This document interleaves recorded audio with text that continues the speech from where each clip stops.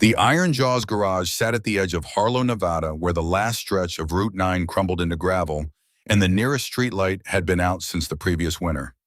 Nobody had reported it. Nobody came out this way unless they meant to.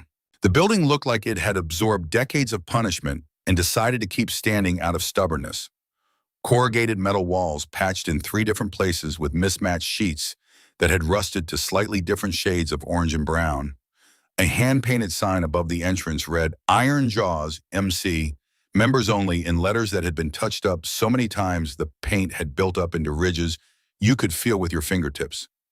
The parking lot was oil-stained asphalt, giving way to hard desert dirt, and 3 motorcycles sat outside even in October, because the men who rode them preferred to keep their bikes visible the way some people prefer to sleep with the lights on.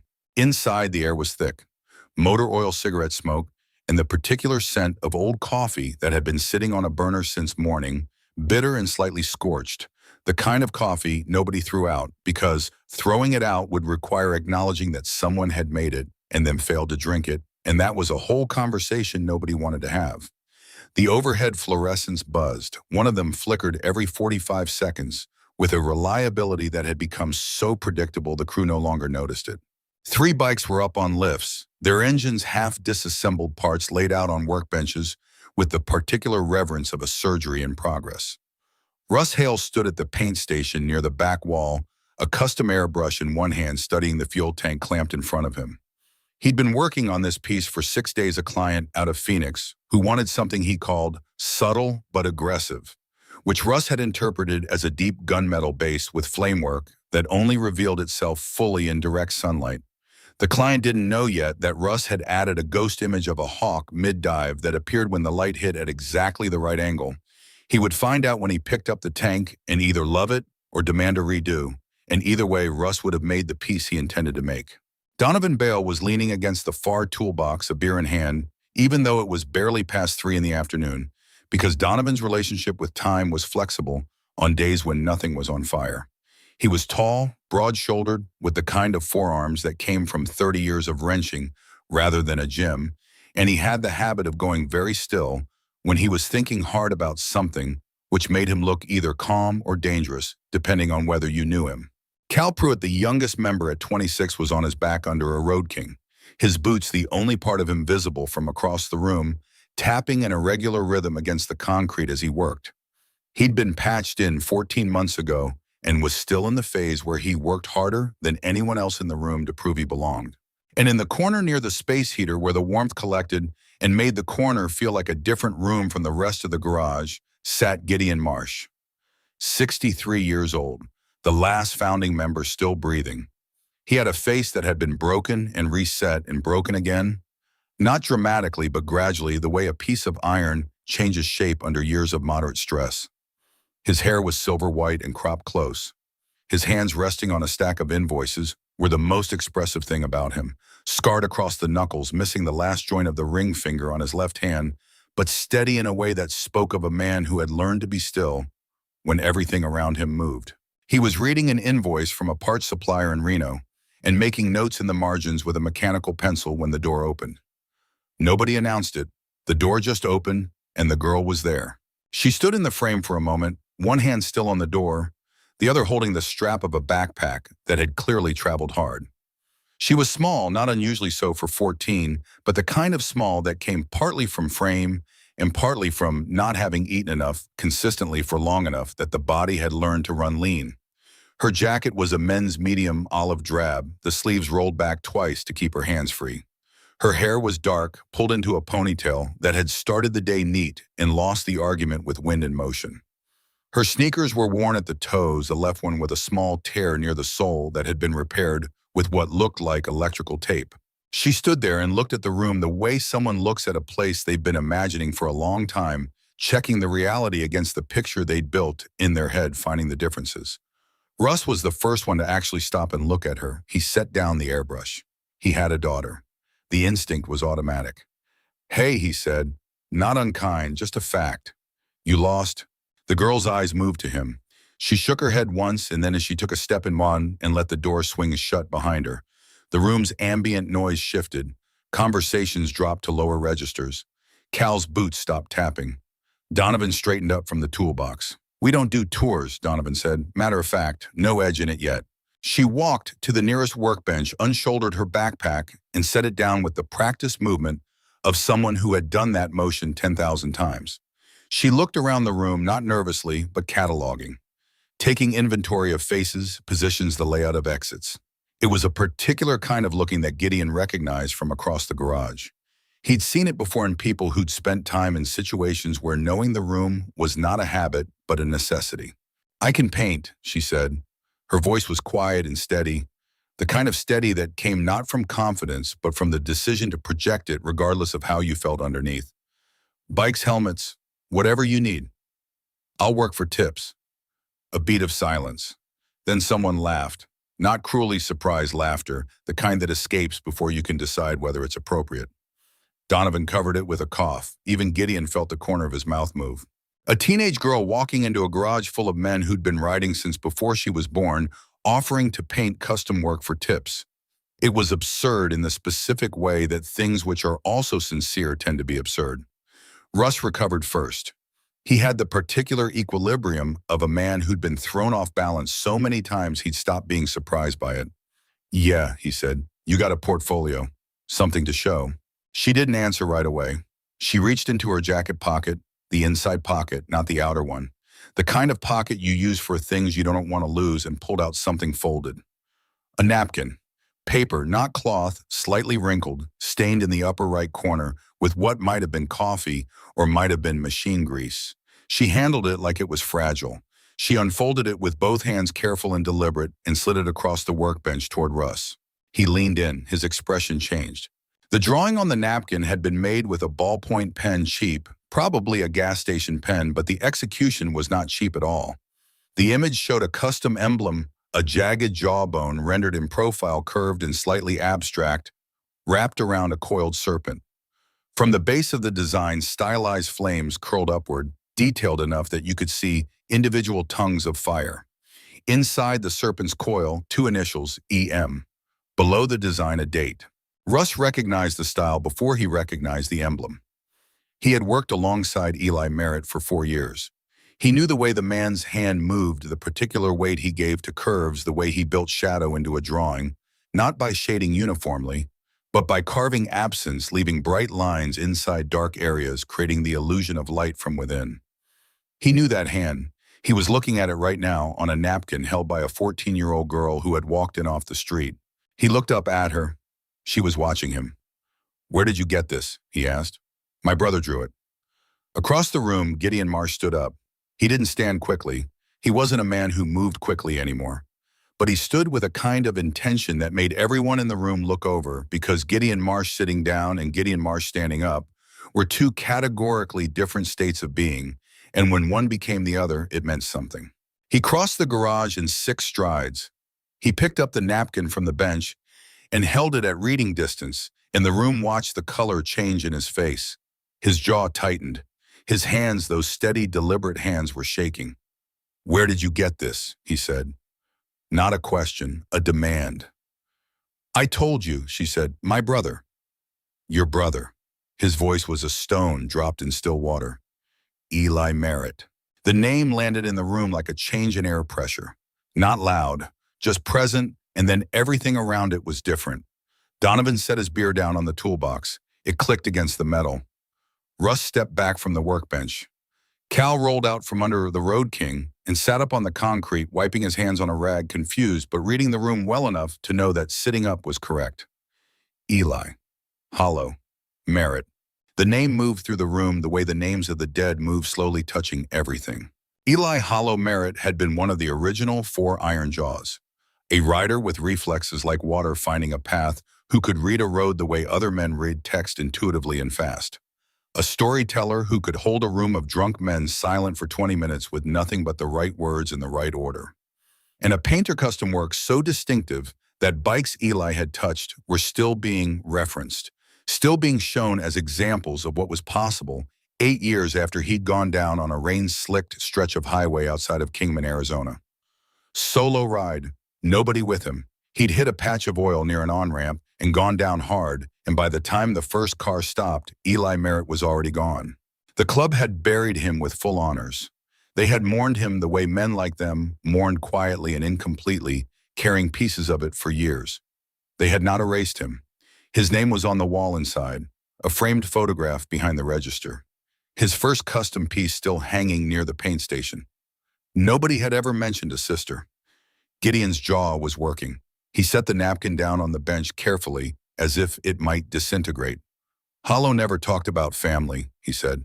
He kept things separate, the girl said. He said the club was important. He said I was important. He didn't want those things to touch. She paused. But he also said that if I ever needed help, real help, the kind that matters, I should find you. He said you'd know what to do. Gideon looked at her for a long moment. He was looking for something specific, and he was finding it, and that was making him more unsettled rather than less. What's your name? He asked. Sloan. Sloan Merritt. Yes. How old are you? 14. Russ and Donovan exchanged a look. Gideon didn't move his eyes from the girl. And what exactly do you need help with, Sloan? She held his gaze. Work, she said. I need work, that's all. It was not all. Every man in the room could hear what was under the words, the particular compression of a story being held back because the situation didn't yet feel safe enough to release it. Gideon had heard that particular silence in 100 different voices over 63 years. He knew what it meant, and he knew that pushing too hard too fast would close it off entirely. He looked at Russ. Russ looked at the napkin, then at Sloan, then back at Gideon. All right, Gideon said finally. You want to paint. Show me what Hollow taught you. Russ pulled a stripped fuel tank down from the shelf behind his station, a salvage piece, nothing on it, currently no risk. He set it on the bench and laid out brushes, paints, a set of airbrush nozzles in a leather roll. 1 hour, he said. No stencils, no tracing, just what you've got. Sloan looked at the tank. She looked at the materials. She rolled her left sleeve back slightly further and picked up a brush. Nobody left the room. They drifted back to their tasks in the way people do when they are pretending not to watch something. Donovan picked up his beer. Cal went back under. The Road King Russ moved to a secondary bench and started cleaning an airbrush head he'd already cleaned that morning. But attention stayed on Sloan. She didn't sketch first. She didn't measure or mark. She started painting the way certain people start talking in the middle from the inside out, because the whole shape of the thing was already present inside her, and the act of beginning was just the act of letting it emerge. Her hands moved fast but precise. She built layers the way Eli had built them, working transparent over opaque building depth, before breath, letting each pass dry just barely before laying the next. The design that emerged was not a copy of the napkin. It was related to it. It had the same bones, the jawbone, the serpent, the flamework, but it was alive in its own way. Younger, more aggressive, the lines slightly sharper, the shading denser in the shadows, and more explosive at the highlights. At 20 minutes, Donovan put down his beer and came to stand behind her. He watched for a while and then went to lean against the wall, arms crossed, still watching. He had seen good custom paintwork many times. He had a decent eye for it. What he was watching now was not in the category of good custom paintwork the way he understood that category. It was something else. Something that didn't announce itself, but that you felt in the back of the skull, the way you feel a change in weather before the sky does anything visible. At 35 minutes, Cal gave up the pretense, entirely rolled out from under the bike, and sat on a stool nearby with his elbows on his knees. He was 26 and had been riding since he was 17 and had been patched into the Iron Jaws 14 months ago, and had never met Eli Merritt, knew him only from a photograph on a wall and from the way the older members sometimes went quiet when his name came up. But he was watching the tank and watching the girl's hands and understanding with the clarity of the young that he was seeing something that mattered. At 50 minutes, Russ had not touched the airbrush he'd been pretending to clean. He had set it down sometime around the 40-minute mark and had simply been watching since then, and there was something happening in his face that he would have been embarrassed to describe. He had been painting custom bikes for 19 years. He had worked with talented people. He had seen the kind of work that made other painters look at their own hands and wonder what the point was. And he had worked alongside Eli Merritt for 4 years and had learned things from him that he couldn't have learned anywhere else. He was looking at the girl's work now and feeling something he hadn't expected to feel, which was gratitude. Gratitude that Eli had passed it down, that the thing Eli understood about painting hadn't died with him, that it was alive in the hands of his 14-year-old sister standing in their garage in the desert. At 60 minutes, Sloan set down the brush and stepped back. The tank was extraordinary. Gideon had seen custom paintwork for 40 years. He knew the difference between technical proficiency and something alive. This was alive. The iron jaw motif wrapped around the body of the tank with the structural logic of something grown rather than placed. The serpent in the center seemed coiled against the metal. The flames licked the edges with a particular kind of controlled ferocity that was impossible to fake. You either felt it or you didn't, and Sloan Merritt felt it absolutely. And the style was undeniable. It was Hollow's hand, not imitation inheritance. The same way a voice carries across generations, not in the specific words, but in the particular timbre underneath them. Gideon stepped forward.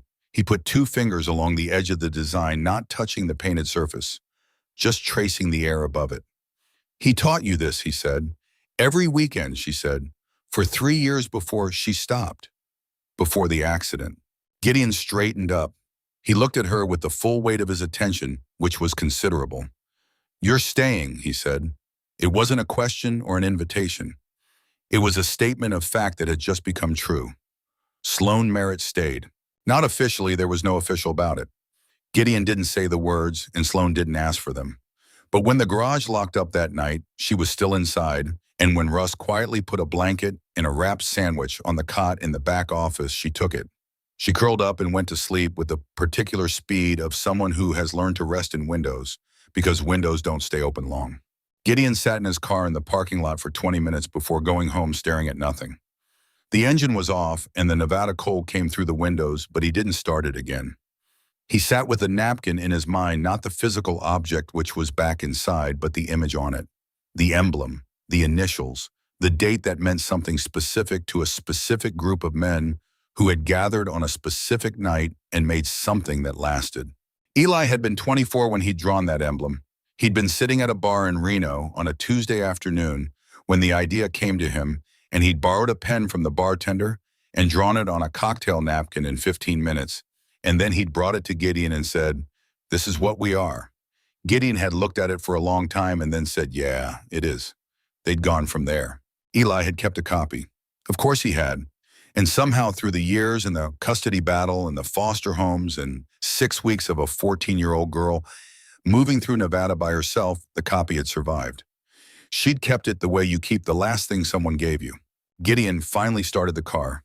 He drove home through the empty streets of Harlow, past the gas station and the diner and the hardware store and the lot where the old drive-in theater used to be, and he thought about the things he should have known and hadn't. He thought about Eli never mentioning a sister. He thought about the ways men carried things alone because they believed that was the responsible way to carry them, and how often that belief was wrong. He thought about a 10-year-old girl sitting in a foster home waiting for her brother to come through. He parked in his driveway and sat there for another few minutes in the dark before going inside.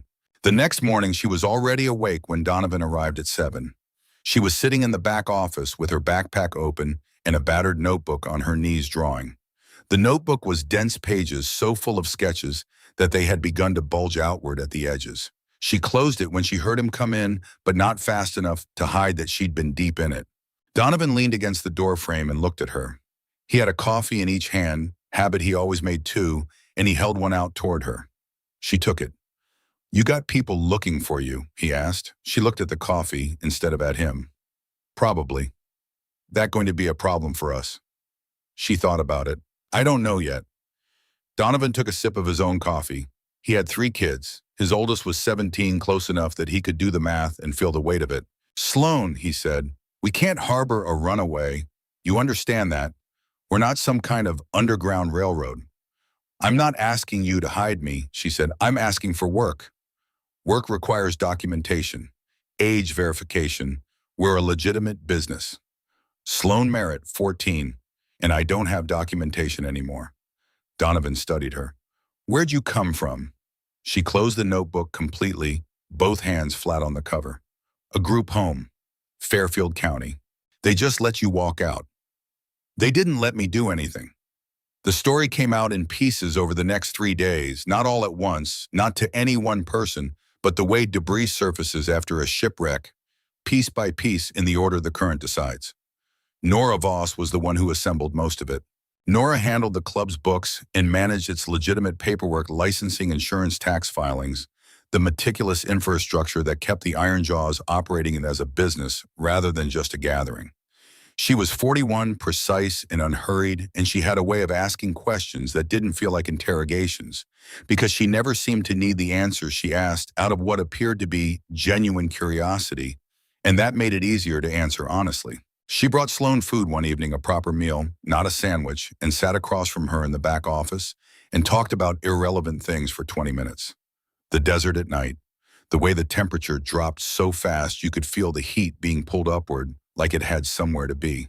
The oddness of Nevada light in autumn, thin and direct, and somehow both bright and cold at once. Sloan filled the silence. She didn't decide to. She just did the way you do when someone creates a space that's genuinely comfortable and makes the space outside of it feel lonelier by comparison. She'd been in foster care since Eli died. She was 11 then. The first home was functional, not warm but functional. The couple who ran it were in their 50s, tired in the specific way of people who had been doing the same difficult thing for a long time and had stopped asking whether it was working. They fed her. They kept the house at a reasonable temperature. They did not throw anything away. She had lived there for 8 months, and the clearest memory she had of that time was the sound of a television in the next room every evening. The same 3 shows, the same volume. The reliable rhythm of it. The second home was a family with 2 biological children ages 8 and 10. The mother meant well in the way people mean well when they have decided in advance what a thing will be and then discover the thing is more complicated than the decision. She wanted Sloan to be healable. She had ideas about what healing looked like. When Sloan's version of healing didn't match the ideas, when it was quieter, less demonstrative, conducted mostly through drawing and not through the conversations the mother had imagined, the mother grew anxious and then frustrated. And then she filed a report with the caseworker saying Sloan was withdrawn and not responding to family integration. And 6 weeks later, Sloan was moved again. The third was the group home, which operated under a set of rules that had the structure of procedure and the texture of cruelty. Personal items were privileges. Behavior was managed through denial. She'd mentioned Eli during her intake assessment, mentioned her brother, the one who'd raised her through most of her conscious memory, who taught her to paint and told her about the stars over the Nevada desert and made her breakfast on Saturday mornings, and read to her when she was sick, and been for 11 years the single fixed point in her life. And the staff had written excessive attachment to deceased sibling monitor for dependency on grief narrative in her file, which she'd found later, and which had told her everything she needed to know about what kind of place she was in. When she asked to keep his dog tags, they said no. Personal items were a privilege to be earned. The tags went into a box. The box went into storage. She was told she could apply to access them in 90 days if her behavior record was satisfactory. She found the sketchbook in her room, the one Eli had given her 2 Christmases before his accident, the one where he'd sketched the emblem she now carried on the napkin, the one with pages of his notes on technique and theory and the particular philosophy of painting that he'd developed over years and tried to pass down in the months before he died, as if some part of him had known he wouldn't have time to do it more slowly.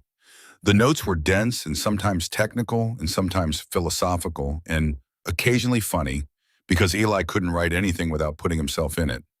Margin notes about specific colors, arguments with himself about the difference between style and voice, a small drawing of a coyote in the bottom corner of page 14 that had nothing to do with anything but that Sloan had studied so many times she could redraw it from memory. A supervisor found it, flipped through it, set it in the trash. It wasn't confiscated. It wasn't put in storage. It was thrown away. Sloan waited until lights out, walked to the dumpster behind the facility and retrieved it. The night was cold in Nevada October that bit through her thin jacket, and she'd crouched beside the dumpster in the dark and held the sketchbook against her chest for a moment before she looked at it to confirm it was intact. It was. She went back inside, packed her backpack, what would fit, what mattered, the dog tags she'd found a way to access 3 weeks earlier and had kept hidden since, and left. That had been 6 weeks before she walked into the Iron Jaws garage. 6 weeks of bus stations and fast food bathrooms and odd jobs paid in cash, staying just ahead of whatever systems were trying to pull her back, navigating the particular bureaucracy of homelessness, which is everywhere and exhausting, and designed in ways that make it difficult to escape once you're in it. She'd slept in a bus station in Barstow for 4 nights, the corner near the vending machines where the light was brightest and the foot traffic was enough to make her invisible. She'd washed dishes for 2 days at a diner in Beatty for $12 cash and a meal, which was the best deal she'd gotten in 6 weeks. She'd spent one night in a church shelter in Tonopah that was warm and clean and where the intake volunteer had asked too many questions about her family, and she'd left before sunrise because the questions meant paperwork, and paperwork meant the system would know where she'd been. She kept moving west and then north, the direction Eli had always associated with home, and she kept the napkin in the inside pocket of her jacket and checked it sometimes in the middle of the night, in the way you check on something precious to confirm it's still there, that the whole trajectory of your motion is still anchored to something real. Harlow had taken her 11 days to reach from Beatty, traveling by bus and on foot, and twice by accepting rides from people who were clearly harmless and going roughly the right direction. She'd known the garage was at the edge of town on Route 9 because Eli had mentioned it once, not the address, just the landmark, the old drive-in theater lot. The garage past it on the right, you can see the sign from the road. She'd walked the last 2 miles from the bus stop on a morning when the temperature was 40 degrees and the wind was coming down from the north.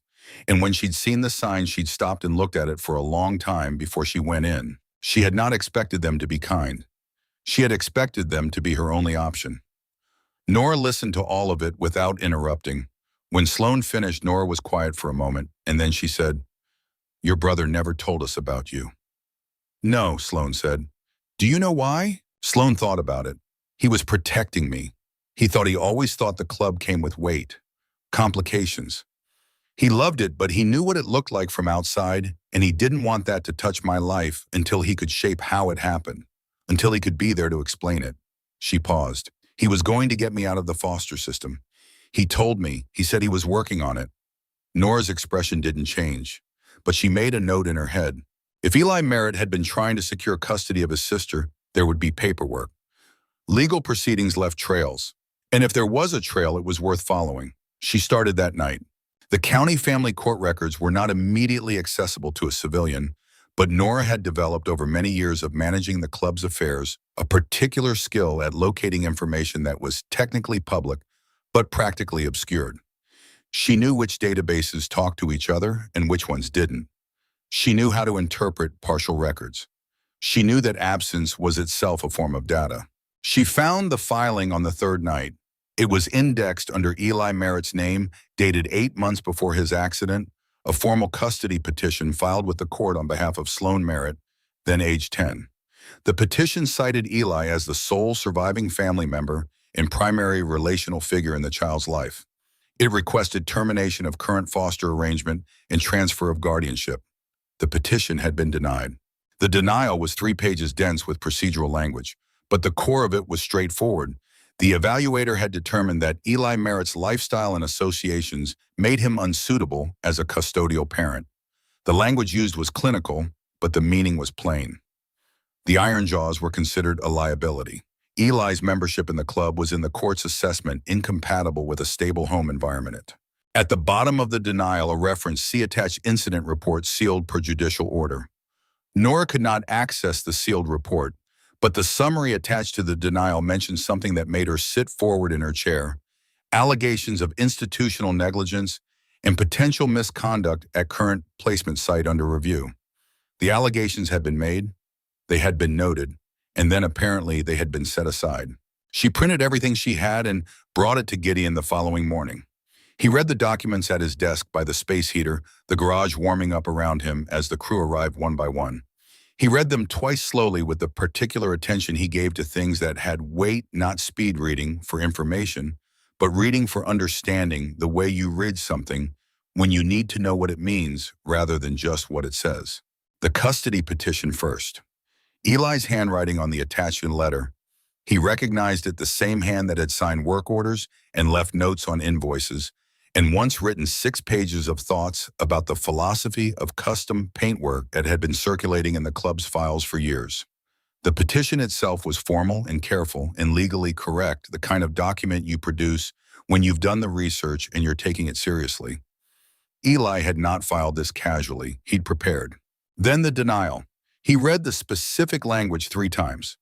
Association with the Iron Jaws Motorcycle Club creates an environment that is, he stopped, read it again, set it down. He sat with it for a while, then the summary with the sealed incident report. Allegations of institutional negligence and potential misconduct at current placement site. The allegations had been noted and set aside. He read that twice too. When he finished, he set the papers down and put both hands flat on the desk and stared at the middle distance for a long time. Outside the dirty window, Sloan was visible at the paint bay headphones and working. She'd arrived before any of the crew again. She was always there before anyone else, as if she was afraid that if she arrived last, the arrangement might not still be in place. He tried, he said. His voice was rough, the way a man's voice gets when he's holding something down by force. The court shut him out because of us, Nora said. Because of the association. Gideon was quiet for a long time. He could have left, he said finally. If the association was the problem, he could have left the club, got his patch pulled, walked away. People have done it. He didn't, Nora said. No, Gideon said. He didn't. He was quiet again. Why didn't he come to us if the petition was denied because of us? Why didn't he tell us we could have... He stopped. We would have done something. I think he was embarrassed, Nora said carefully, or he thought it was something he needed to solve himself, or he didn't want to put the club in the position of choosing between their status and his sister. Gideon thought about that, Eli not wanting to make it a choice. Eli carrying the whole weight because he didn't want anyone else to have to. He spent the last 8 months of his life trying to get her out, Nora said, and the system told him he was the problem. And then he died, Gideon said, and she had nobody. She's been nobody's problem for 3 years, Nora said, except her own. Gideon stood. He looked through the dirty window toward the paint bay where Sloan was already working headphones and adding detail to a helmet a client had brought in. Her posture when she painted was particular slightly forward weight on the front foot, the stillness of deep concentration that he recognized from watching her brother work in this same space 8 years ago. We're not sending her back, Gideon said. I know, Nora said. That might not be as simple as we want it to be. It won't be simple at all, Nora said. But I think we need to understand what we're actually dealing with before we decide how to fight it. He nodded. He folded the documents carefully and set them in the inside pocket of his jacket where he kept things he needed to keep. He would carry them there for the next several days, and when he finally gave them to Adele, the folds would be worn soft from handling. Word had begun to spread in the local riding community. Bikes that had come back from the Iron Jaws garage were showing paintwork that people were talking about. A man named Briggs, who ran a shop in Fernley, came in personally to see the tank Sloan had done on the first day still sitting on a shelf because the owner hadn't picked it up yet. Briggs stood in front of it for a long time and then turned to Russ and said, "That's Hollow's hand." "Related," Russ said. Briggs looked at Sloan, who was working on a new piece with her back to them.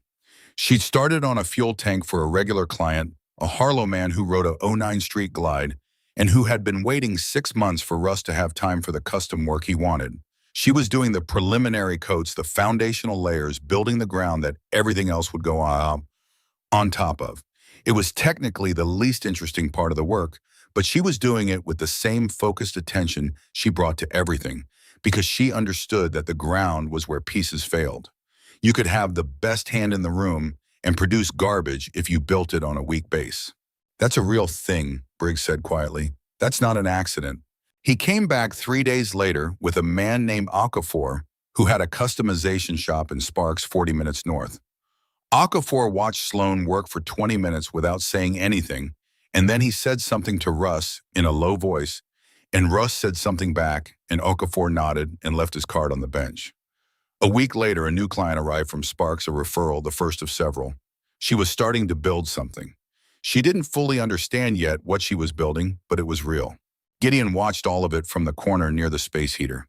He watched people come in and look at the work and look at the girl and leave with an expression that he recognized, the expression of having encountered something they hadn't expected, something that had reorganized their understanding of what was possible. He had seen that expression on people's faces when they watched Eli work in the years before the accident. It was not common. It was the specific reaction to a specific kind of talent that was also a kind of calling, the rare case where what someone was built for and what they did were exactly the same thing.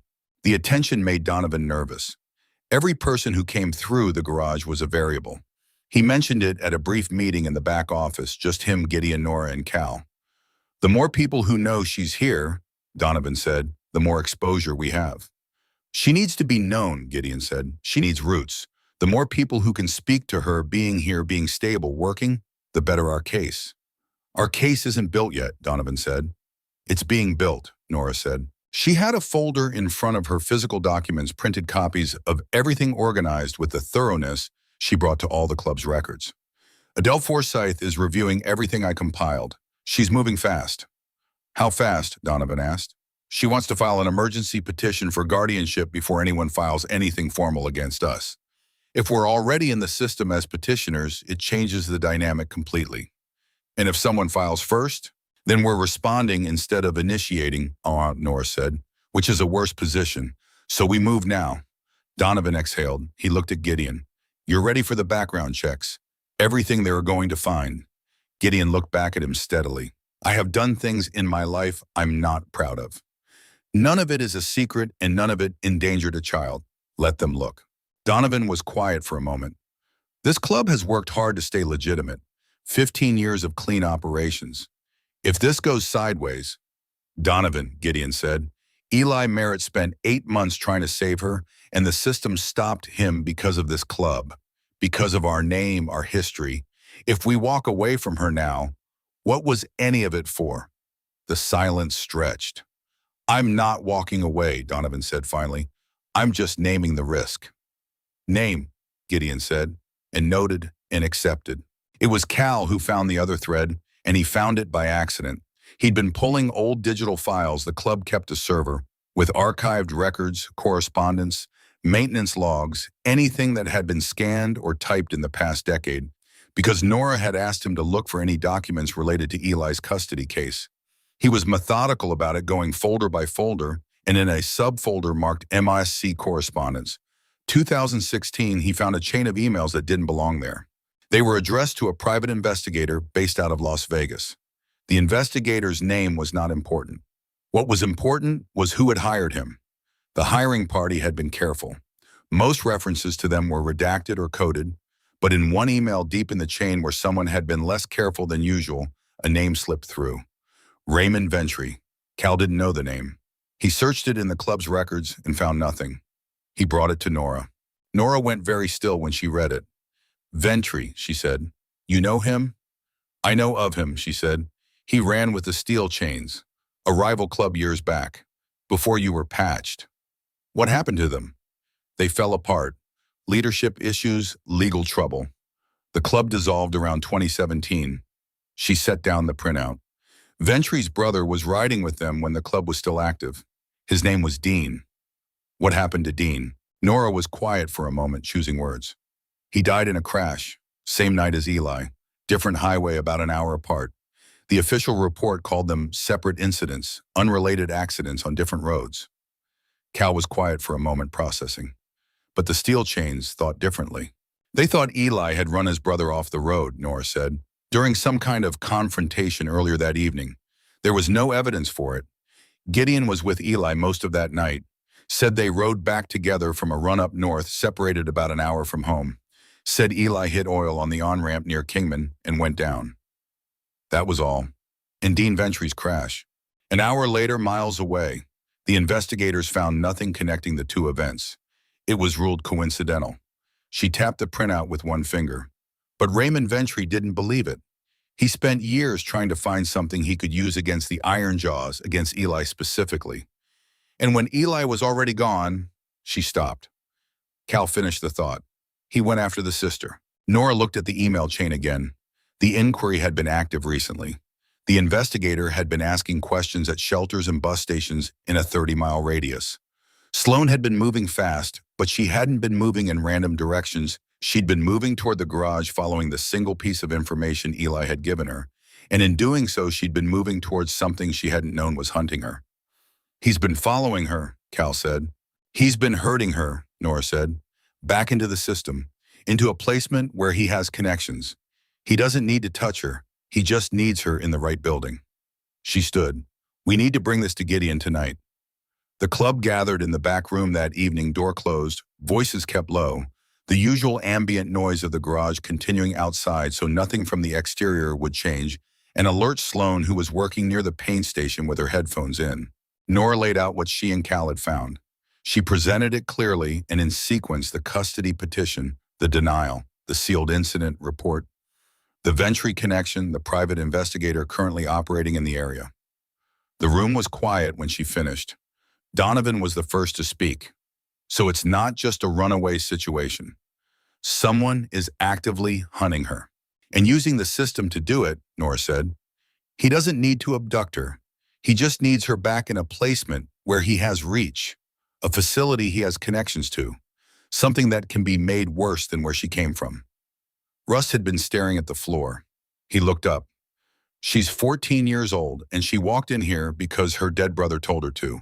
And there's a grown man spending money to make sure she ends up somewhere terrible. Nobody responded. There was nothing useful to say to that.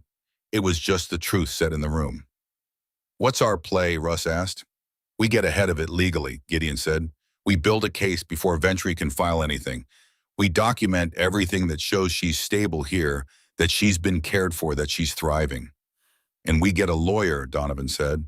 I know someone. Family law handles custody placements. Adele Forsyth. She's sharp and she doesn't waste time. Call her, Gideon said. Donovan nodded. He pulled out his phone and stepped toward the door, then stopped and looked back into the room. Through the small window in the door, visible at an angle, was the paint bay. Sloane was still working, oblivious to the conversation happening 20 feet away, her brush moving in the steady, precise rhythm that was becoming as recognizable to all of them as a voice. On the wall behind her, a new piece had been started. It was large. She'd asked Gideon 2 days ago if she could use the far wall, and he'd said yes without asking why. What she was building was becoming visible now, a mural wide and dense showing a group of riders on an open road. The figures were still rough, the bikes more detailed than the people, but the composition was clear and the ambition behind it unmistakable. At the center of the group, at the head of the formation, was a rider whose posture and bike Gideon had recognized immediately. Eli Merritt, rendered from Sloane's memory, was leading the Iron Jaws home. Behind him, at the edge of the composition, barely sketched and barely present, a smaller figure on a bike made of light pencil lines. Not finished, not yet real, still becoming. Donovan looked at it for a moment, then stepped outside to make the call. 3 days later, Gideon went looking for Sloane. He found her where he expected to, standing in front of the mural in the late afternoon, the garage mostly empty, the light coming through the high windows at a low angle and turning everything amber and warm. She was studying the piece the way a writer reads something they're working on, not for pleasure, but to understand what's still missing. A brush in her right hand, not raised, just held the way you hold something when you're thinking and not yet doing. The mural had grown considerably in 3 days. The riders were more defined now. He recognized Russ in the way one figure leaned forward over the tank, that particular aggressive posture, weight forward, like the bike was an argument he was winning. He recognized Donovan in the breadth of the shoulders on another figure, the way the arms sat at rest, folded, slightly guarded, the specific body language of a man who was present but maintained perimeter. Cal, thinner slightly, apart from the main group, watching the road ahead, rather than the riders around him. Even Nora was there on the far left edge, not on a bike, but at the side of the road, watching, cataloging, notebook in hand, and it was so accurate that Gideon almost said something about it. And at the center, Eli. Gideon stopped a few feet from the wall and looked at his old friend's face, rendered in paint by Eli's own sister from memory, that was 3 years old but clearly precise. It was accurate in the ways that mattered, not photographic, but true. The particular set of the jaw that meant he was thinking through something he hadn't fully worked out. The angle of the shoulders that was always slightly forward, always moving toward whatever was next. The expression that was simultaneously watching everything and thinking about something else entirely, that specific quality of being entirely present and somehow also somewhere else, which had been the most Eli thing about him. Gideon came to stand beside her. He looked at the painting for a while before he spoke. When did he tell you about us? He asked. She kept looking at the mural. When I was little, 7, 8, he'd take me out on the bike sometimes, just short rides, safe ones, and he'd tell me about the people he rode with. He made you sound like a real person. She almost smiled. Not like a character in a story, like someone with opinions about coffee and bad luck with his left knee. Gideon made a sound that wasn't quite a laugh. Both of those are still accurate. He talked about you more than anyone else, she said. He said you were the one who understood that the club was about something. About what? He was vague about that part, she said. He said when I was older I'd understand it, that some things were too important to explain and had to be lived. They were quiet for a moment. The heater ticked. Outside, a car passed on the gravel road and kept going. Did he talk about the night of the accident? Gideon asked. Not leading genuine, wanting to know what Eli had said versus what Gideon himself remembered. No, Sloan said. I only know what the social workers told me, that he was on a solo ride and went down on an on-ramp. Oil slick. She paused. He called me 2 hours before it happened. Gideon turned to look at her. He did. I was at the first foster home then. I wasn't supposed to have a phone, but he'd gotten me one prepaid small. I kept it hidden. He called at 9 in the evening and said, she stopped, breathed. He said he was almost done, that he'd finished what he was working on and things were going to be different soon. Her jaw was tight. I asked what he meant, and he said I'd find out in a couple weeks. He said he loved me, and then he said he had to go. Gideon was very still. 2 hours later, Sloan said the social worker came into my room. He absorbed that, Eli calling at 9, telling his sister things were almost finished, then going down on that highway. The sequence of it had a shape that Gideon didn't like. He had always believed the accident was an accident. He still believed it. But the timing sat differently in his mind now, next to everything Nora had found next to Raymond Ventry and his decade of patient grievance. He'd finished the custody petition, Gideon said slowly. He must have submitted the final documents that day. He would have felt like it was almost over, like it was going to work. Except it didn't, Sloan said. He didn't know it had already been denied, Gideon said. The timing? He stopped himself. Sloan looked at him. What? Gideon shook his head slowly. Nothing certain, just thinking. She watched him think and didn't push. She had good instincts about when not to push. Gideon walked away slowly, and the moment he was out of her sightline, he found Nora and spoke to her in a low, urgent voice, and she looked at him with an expression that shifted from attention to alarm in the span of his first sentence. If Ventry knew about the custody petition, Nora began, he would have known Eli was about to get her out, Gideon said. And if she got out, if Eli had her, Ventry lost his leverage, his access. You're suggesting the accident? I'm not suggesting anything, Gideon said. I'm saying we need to know. And Adele needs to know if there's anything there worth pursuing. Nora opened her laptop. Cal had been working the Ventry angle, steadily following threads with the patient focus of someone who had grown up with digital research the way Gideon had grown up with paper files. He had assembled a picture that was not complete, but was specific enough to be alarming. Raymond Ventry was 61 years old. He lived in Reno. He ran a private equity operation that specialized in acquiring and operating residential care facilities, group homes, transitional housing, the infrastructure of the welfare system's lower rungs. He had been operating in this space for over a decade. His facilities had mixed records. Some were unremarkable, some had been cited for violations that resulted in minimal fines and continued operation. On paper, he was a businessman who had chosen a specific sector of the service economy. People made money in group home operation. The margins were thin if you were running the facilities correctly and considerably better if you were cutting corners. His financial disclosures showed a pattern of improved margins in the second year after acquisition, which could mean increased efficiency or could mean something else. And the nature of the regulatory oversight in this sector was such that something else was often what it meant. Cal had dug into the regulatory records. The citations were there minor, usually the kind that regulators issued when they needed to show they were paying attention, but weren't prepared to take significant action. Understaffing, documentation failures. One citation at a facility in Douglas County for inadequate supervision of minors, resulting in a fine and a corrective action plan. The corrective action plan had been submitted and accepted. Whether it had been implemented was not something the records made clear. He had been putting all of this together into a picture that made a kind of business sense when he found the placement history. One of his facilities was in Fairfield County. Cal pulled up the name, cross-referenced it with Sloan's placement history, which Nora had partially accessed through a sympathetic contact in the county system. The match was exact.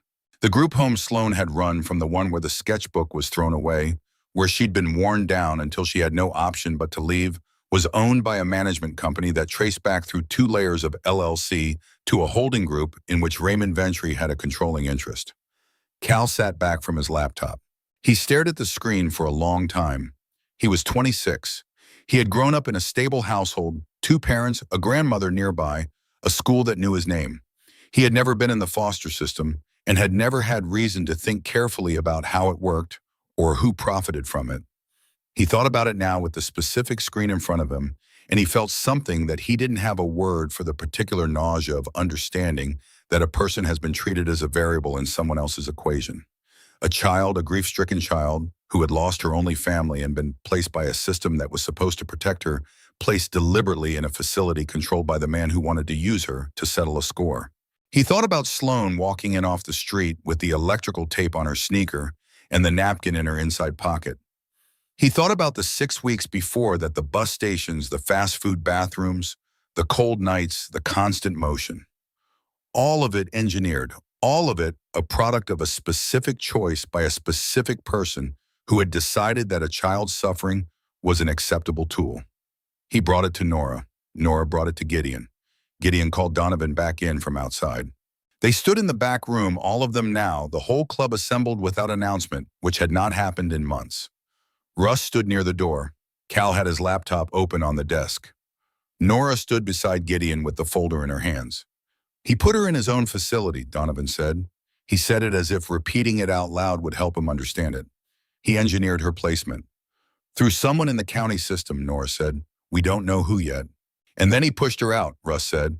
Made her life there bad enough that she'd run, and then he'd have reason to track her as a runaway. An unstable minor with a history of behavioral issues fleeing care. Much easier to manage than a kid in a stable placement.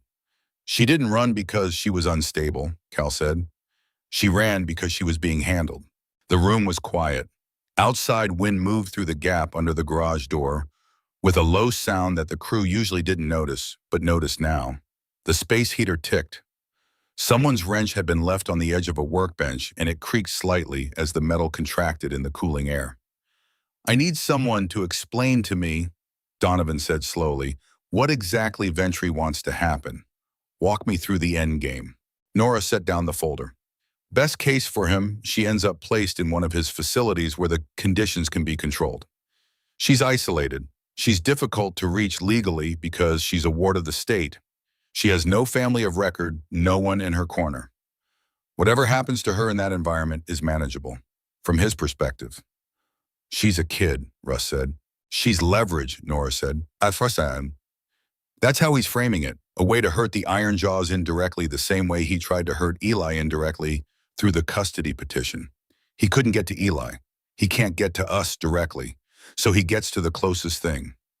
Cal had been quiet for a while. He looked up from his laptop. There's one more thing I found. I didn't want to bring it in until I was sure. Everyone looked at him. He turned the laptop to face the room. On the screen was a map, county records property listings highlighted in a particular area.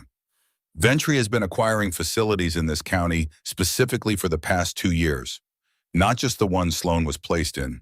4 facilities in total, all within 30 miles of Harlow. He's been building something out here. Consolidating. Why here? Donovan asked. Because here is where Eli died, Nora said quietly, and here is where the Iron Jaws are. The room processed that. He's been planning this for 2 years, Gideon said, not a question. At least, Cal said, maybe longer. Gideon stood very still. He was looking at the map on Cal's laptop, but he was not really seeing it. He was thinking about the years since Eli's accident, the ordinary years of running the garage and keeping the club legitimate, and occasionally looking at Eli's photograph on the wall and feeling the gap his absence had left. And all of that time, somewhere in a Reno office, a man had been patiently building infrastructure toward a revenge that was specifically calibrated to hurt the people Eli had loved. What's our play? Russ asked. We get ahead of it legally, Gideon said. We build a case before Ventry can file anything. We document everything that shows she's stable here, that she's been cared for, that she's thriving. And we get a lawyer, Donovan said. I know someone. Family law handles custody placements. Adele Forsyth. She's sharp and she doesn't waste time. Call her, Gideon said. 2 days later, the situation changed. Cal was at his laptop near the back when his phone buzzed. A message from a contact, someone who monitored certain databases as a favor, a reciprocal arrangement that Cal had found useful and kept quiet. The message was brief. Ventry's PI filed formal report with NV Child Services. Location identified. Expect welfare check within 48 hours. Cal read it twice.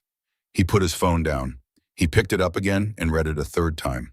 He thought about the map on his laptop screen, 4 facilities, 30 miles, the infrastructure of a years-long plan finally activating. He thought about the placement in Fairfield County, the engineered departure, the 6 weeks of deliberate tracking. He thought about Sloan at the paint bay 20 feet away, her headphones and adding detail to a client's fender, completely unaware that a clock had just started. He went from sitting to standing without quite remembering the motion.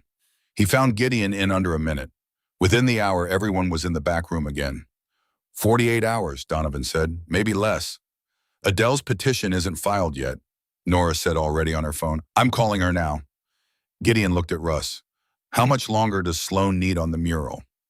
Russ blinked. The mural, a couple days maybe. Why? Because I want it finished before anyone comes here, Gideon said. I want them to walk in and see it. Russ stared at him. You think a painting is going to change a welfare worker's mind? I think a painting is evidence, Gideon said.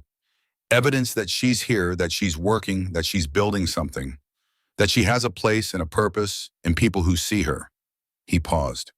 Sometimes the most important things you can show someone aren't documents. They're proof of life just out. Russ was quiet for a moment. I'll work with her. We'll get it finished. Donovan was already moving toward the door, phone in hand. I'm calling Adele right now. She needs to move tonight. Gideon looked around the room at the faces of the people in it, men he'd ridden with for decades, who had stayed when others left, who had built something worth protecting. He thought about Eli Merritt making a phone call at 9 in the evening, telling his sister that things were almost finished. We move tonight, he said. All of it. Everything Nora has compiled, everything Cal found, we get it to Adele, and we get her filed before that welfare check lands. He turned toward the door, then stopped. Sloan was standing in the hallway. She had come looking for Russ to ask about a color she needed, and she had been standing in the hallway long enough. Her expression was completely still, not blank but contained. The kind of stillness that happens after the body has already absorbed the impact and is waiting to understand its dimensions. She looked at Gideon. You knew someone was coming, she said. Gideon didn't lie to her. We found out an hour ago. How long have you known there was someone looking for me? The question was steady. Careful, no accusation in it, just precision. A few days, Gideon said. We wanted to understand what we were dealing with before. Before you told me, she said. Yes. She absorbed that. Her jaw was tight. She looked at the floor for a moment, then back at him. Is it just child services? She asked. No, Gideon said. There's someone behind it, someone using the system. Something moved through her expression, not surprise exactly. More like recognition, the confirmation of something she had suspected without evidence, a pattern she'd felt without being able to name. The group home, she said quietly. Gideon nodded. She was quiet for a long moment, and in that silence, the whole weight of what she was processing was visible in the slight downward angle of her shoulders, the way her hands had closed at her sides without becoming fists, controlled, not rigid. She was thinking, calculating the dimensions of what she'd just learned. Then she said, I can disappear again. I've done it before. I'm good at it. I know you are, Gideon said, and I'm asking you not to. I'll bring trouble on all of you. Sloan. His voice was low, direct, not unkind, but not soft. Your brother spent the last 8 months of his life trying to get you out of a system that failed you. He fought the court, and they turned him down because of us, because of this club, because our name was the reason he wasn't good enough. He let that settle. We're not sending you back out there to protect ourselves from the consequences of that. She looked at him. She was searching his face with the particular intensity of someone who had learned not to trust reassurance easily, who had been given reassurance and watched it dissolve too many times to accept it without examination. She found what she was looking for, or enough of it. She uncrossed her arms. "What do you need me to do?" she asked. "Trust us," Gideon said. "Let us fight this." A long pause. Outside, a car moved slowly down the gravel road past the garage, and everyone heard it and everyone waited, and then it was gone. "Okay," Sloane said. She turned and walked back toward the paint bay. A moment later, the sound of her working resumed brushstrokes. The small clink of a brush against the rim of a paint can, steady and deliberate. Nobody spoke for a moment. They stood in the hallway listening to the sound of her work, that particular rhythm that had become over the past 2 weeks one of the ambient sounds of the garage. The sound of someone doing what they were built to do in the place they were supposed to be. Gideon thought about Eli. He thought about the phone call 9 in the evening. "Things are almost finished. I love you and I have to go," and about what it must have felt like to be on the other end of that call. To be 11 years old in a room you didn't choose, holding a phone your brother had gotten you in secret, and to hear that it was almost over. To spend 2 hours thinking it was almost over. And then the social worker at the door.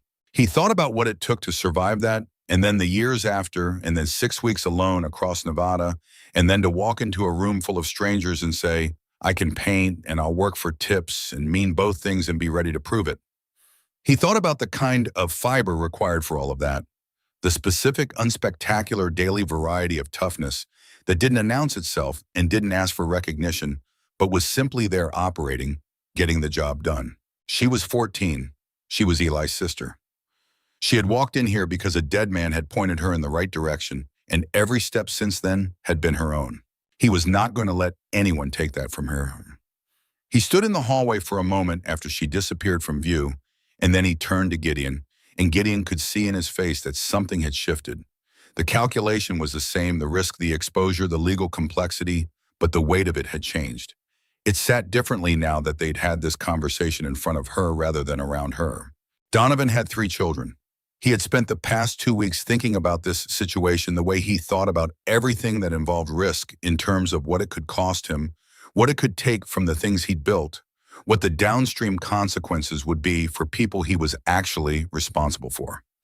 That was not a wrong way to think. It was the way a responsible man thought. But standing in the hallway looking at the space where Sloane had been, he thought about something else instead. He thought about his oldest 17 and just learning to drive, who had once gone through a week of not sleeping because of a situation at school that turned out to be manageable, but that she hadn't felt she could bring to him. He'd found out about it later from his wife, and the thing that had stayed with him, the thing he still turned over sometimes, was not the situation itself, but the calculation his daughter had made. The assessment that the problem was too heavy to share, that bringing it to him would be a burden. He thought about Sloane doing that math for 3 years. Eli doing that math for his entire adult life. "I'm calling Adele," Donovan said. "I know by him," Gideon said. Donovan pulled out his phone and walked outside, and when he came back in 20 minutes later, his face was different, resolved in the specific way of a man who has made a decision and stopped arguing with it. "She's in," he said. "She'll be here tomorrow morning at 7. "Good," Gideon said. Donovan looked at the paint bay where Sloane had resumed work on the mural, her back to the room, her headphones and her brush moving. "She's going to be okay," he said. "Not to anyone in particular." Russ from across the room. "Yeah, she is."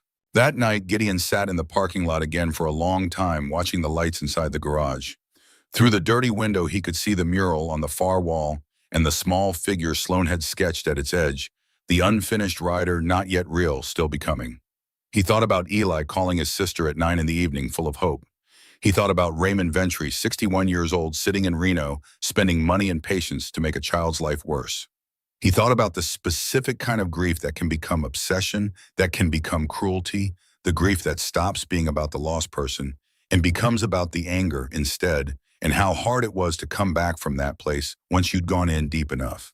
He thought about what it would have cost Eli to carry both things, the club and the sister, and how he'd chosen to carry them separately, and how that choice had ultimately been the thing that left her alone. He started the car. He drove home through the empty streets. He did not sleep well, but he slept, and in the morning he was at the garage before Adele arrived, the coffee already made, the documents already organized, ready to do the one thing Eli hadn't been able to do: fight for her and win. Adele Forsyth arrived at the garage at 7 in the morning in a car that had at least 200,000 miles on it, in a briefcase that looked older than most of the bikes inside. She was 54 with reading glasses on a chain around her neck and the expression of someone who had been in courtrooms long enough to stop being surprised by anything human beings did to each other. She ordered coffee, black no discussion, and sat at the workbench Nora had cleared and opened the briefcase and started reviewing the documents. She asked questions without looking up from the pages. Precise questions that revealed she had already read everything Nora had sent the previous night. She did not perform efficiency. She simply was efficient in the way that people are efficient when they have no patience for the alternative. After 40 minutes, she set the folder down and looked at Sloan directly. "Do you want to stay here?" she asked. Sloan was sitting across from her, hands folded in her lap. Her posture, the careful stillness of a person who has learned that how you hold yourself in a room full of adults who are deciding things about you matters. "I want to not go back to the group home," Sloan said. Adele's eyes were patient. "That's not what I asked." Sloan met her gaze. She looked at Gideon briefly, then back at Adele. "Yes," she said, "I want to stay." "Then that's what we're working toward," Adele said. She turned to Gideon. "You understand what this requires. Background checks for anyone in direct contact with her. Financial documentation showing the club can provide stable support. Site inspections, probably more than one. The state is going to look for reasons." "Let them look," Gideon said. "I mean that literally," Adele said. "Don't manage what they find. Let them look freely. Any appearance of obstruction ends this." Gideon nodded. "And the Ventry connection," Adele said. "The facility ownership, the investigator, the alleged engineering of her placement. This is significant, but it's also dangerous to overpresent. If we lead with conspiracy and can't prove it to the standard required, we look like we're deflecting." She tapped her pen against the folder. "We present it as context. We let the documented facts speak. The sealed incident report from Eli's custody case, can we get access?" "Working on it," Nora said. "I have a contact at the county clerk's office. It may require a formal motion." "File it today," Adele said. "Whatever's in that report is either going to help us or it's going to hurt us, and I need to know which before we're in front of a judge." She paused. "One more thing." She looked at Sloan. "I'm going to need your sketchbook." Sloan's hands tightened slightly on each other. "The whole thing, Yes, a pause. "Okay." Adele looked at her for a moment longer than necessary. She had been doing this for 22 years. She had a fairly reliable instinct for the cases that mattered in ways that transcended the legal and the cases that were just complicated. She had a feeling about this one that she hadn't had in a while. She picked up her briefcase. "I'm filing the emergency petition today. Don't talk to child services without me present. Don't let anyone inside this facility without me present. If Ventry's investigator makes contact, record it and tell me immediately." She looked around the room. "Any questions?" Nobody had questions. She left. The garage felt slightly larger without her in it, or perhaps slightly more uncertain the way a space feels when the person who was holding it together walks out the door. Sloan kept painting. She worked in bursts, sometimes staying up past midnight, headphones and lost in the rhythm of brushstrokes and color. The crew gave her space but stayed close. Someone always made sure there was food. Someone always checked that the heater was running. She didn't ask why they were being so careful. Maybe she sensed it. Maybe she was just used to people keeping secrets around her. The routine of the garage became her routine. She arrived before most of the crew unlocked with the key Gideon had given her on the fourth day, without ceremony or comment, just set it on the workbench in front of her and gone back to his desk. She made coffee in the morning because she discovered on day 2 that the first person in was expected to make coffee, and she was usually the first person in. She swept the paint bay each evening before she stopped for the night because the paint bay was her territory now, and it was an expression of respect for a space to keep it clean. The crew adapted around her the way crews adapt around people who have found their rhythm and their place, not with grand gestures, but with small adjustments. Russ moved his secondary station slightly to give her more room. Cal started leaving extra paper towels near the brushes. Donovan stopped questioning whether the coffee was fresh and started just drinking it. These were not decisions. They were accommodations, natural and gradual, the kind that happened when someone had stopped being a visitor and had become part of the working day. The mural continued to grow. New details appeared each morning, a specific bend in a road that Russ recognized as the highway out past Pyramid Lake. The particular way desert light fell on chrome, a storm building on the horizon in the background, that added weight to the composition without announcing itself. Every member of the club was in it now fully rendered their individual postures and body language accurate in the way that caricature is accurate, slightly amplified, essentially true. Donovan noticed his own figure one morning and stood in front of it for a full minute without speaking. Russ caught him looking and raised an eyebrow. "She got the forearms right," Donovan said finally. Russ looked. She had. "She sees things," he said. "Yeah," Donovan said. He walked back to his bench and didn't say anything else about it, but his position on the whole situation had quietly finished shifting, and everyone in the room could feel it. One evening, Gideon found Sloane standing in front of the mural alone after most of the crew had left. She was looking at Eli's face with an expression he recognized, not grief exactly, but the particular texture of missing someone you knew well enough to know how they would have responded to a given moment. You miss them most when something happens that they would have had something to say about. When there's a joke, only they would have caught a detail. Only they would have noticed a silence they would have known exactly how to fill. He came to stand beside her. He didn't say anything for a while. He just stood there and looked at what she'd built. The composition had a quality of earned solemnity, not formal or stiff, but weighted the way things are weighted when they've been thought about over a long time by someone who cares. Every figure was specific. Every bike was documented as faithful to memory as the conditions of memory allowed. The road they were on went somewhere.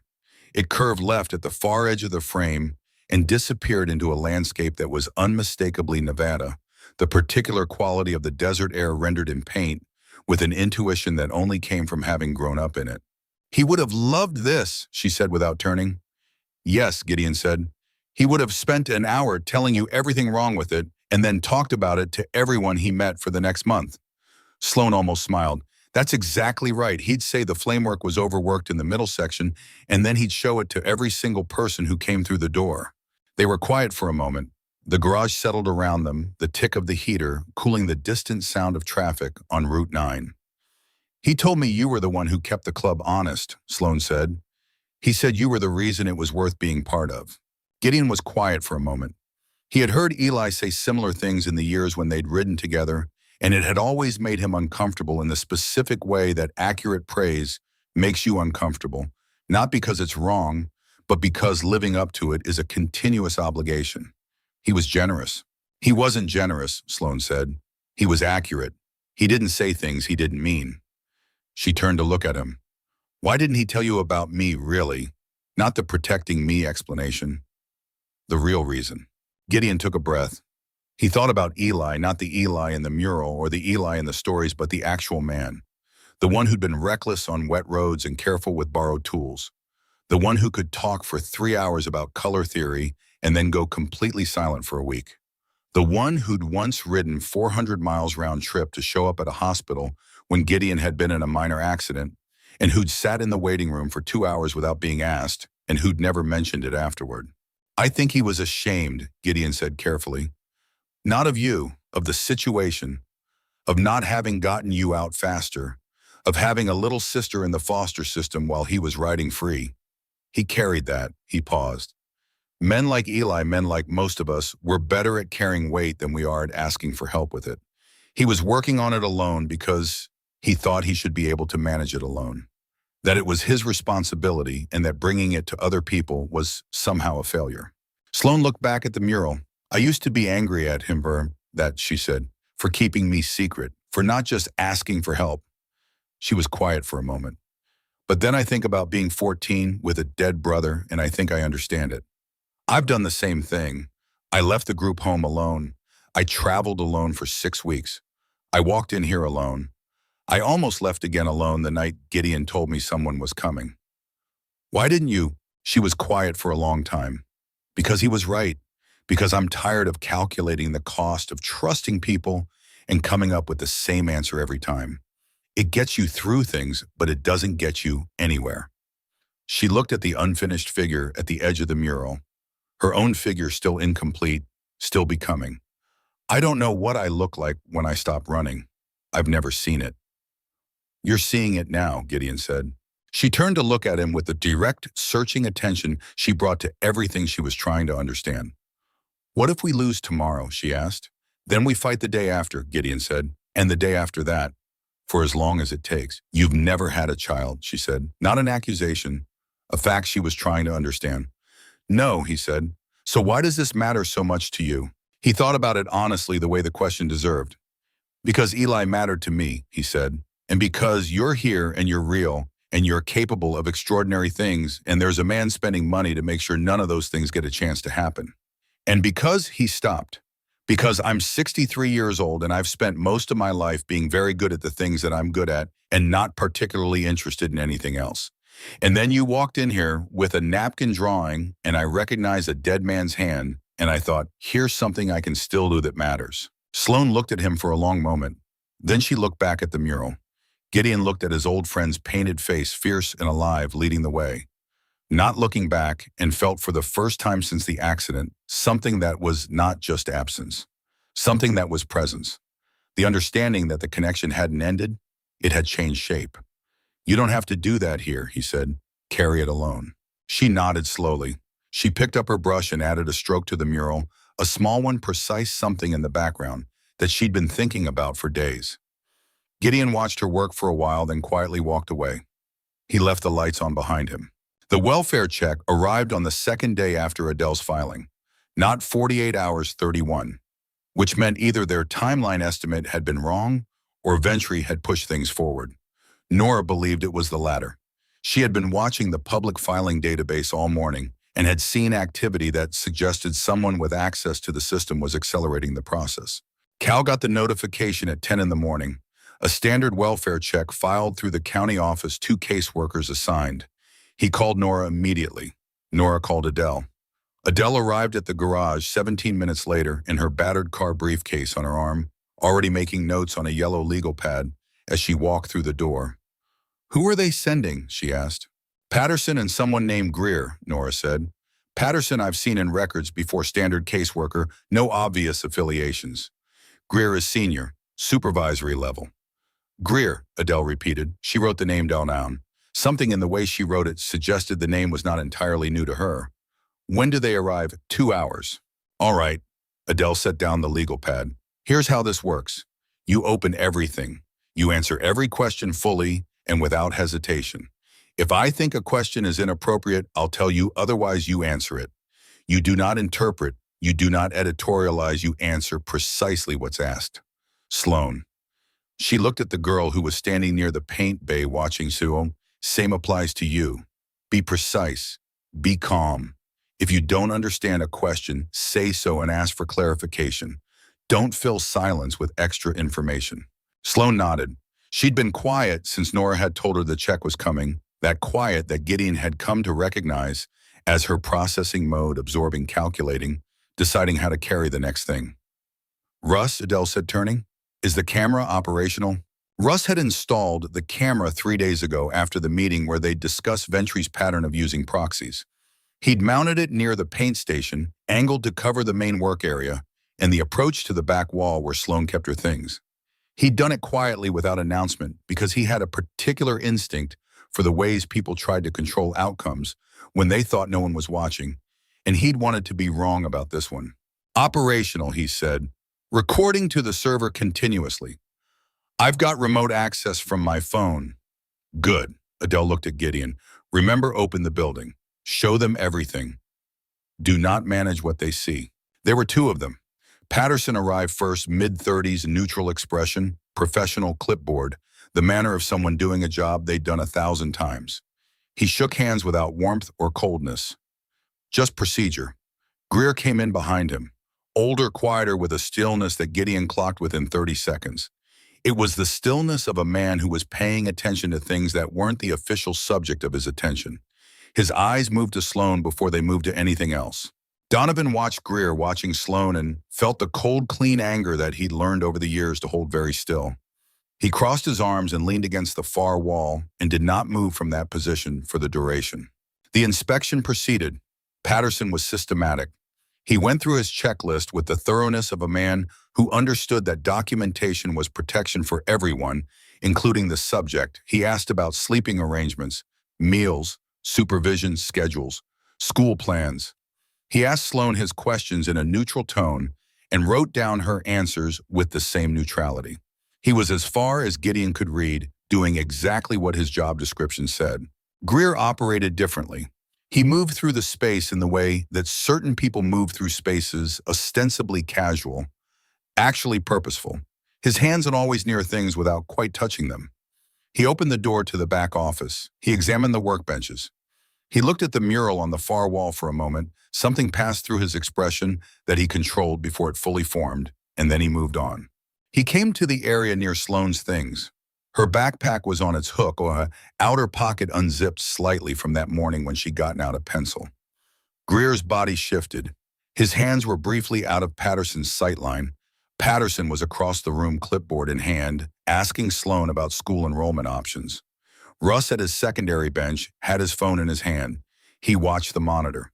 He watched Greer's hands. He did not say anything. He let it happen. He documented every second of it. The inspection concluded 20 minutes later. Patterson made his final notes and said the standard things further review required contact within 24 hours. Thank you for your cooperation. He was professional throughout. Okay. Greer said the situation required further review and that they would be in contact within 24 hours about next steps. He said it in the tone of someone delivering a verdict rather than a process update. He looked at Sloan once more before he left. Adele held the door. She watched both men reach their car. She watched the car pull out of the parking lot and onto Route 9. She watched until it was out of sight. Then she turned around.